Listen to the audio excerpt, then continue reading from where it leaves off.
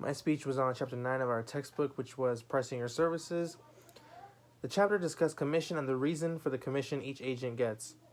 Commission is a percentage of a selling price that is always negotiable. Always.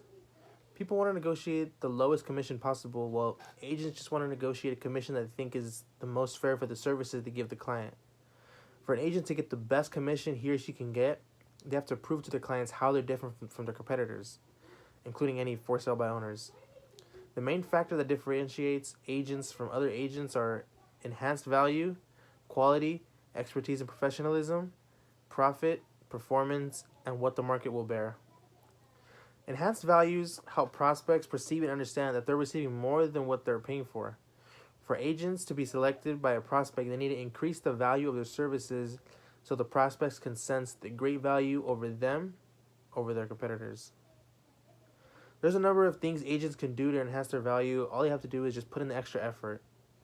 Now, quality service is measured by letting prospects know what to expect, telling them what you're going to do, and then actually doing it.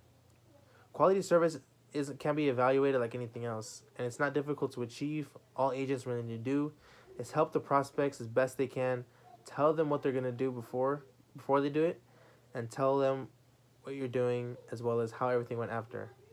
Agents with an expertise in what their prospect wants have a better chance of being the prospect agent because they're more informed and knowledgeable in the sale at hand. Professionalism is something every agent needs to have at all times because prospects want someone who knows what they're doing, can do what they say, and look the part. Profit is the amount remaining after all expenses have been paid. An agent's profit is affected by the pricing strategies they select, which directly affects how much profit you make. One thing many agents don't know is that reducing your commission isn't necessarily an attraction of buyers because your commission doesn't affect them at all. Performance affects your value and price and is what keeps the demand for services high as well as price, value, and quality.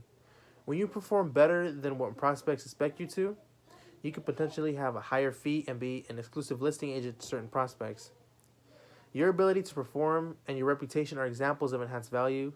One thing an agent can do in an interview with a prospect is to ask them what they think you're worth and back up what you think you're worth to show them that you are the best agent for them.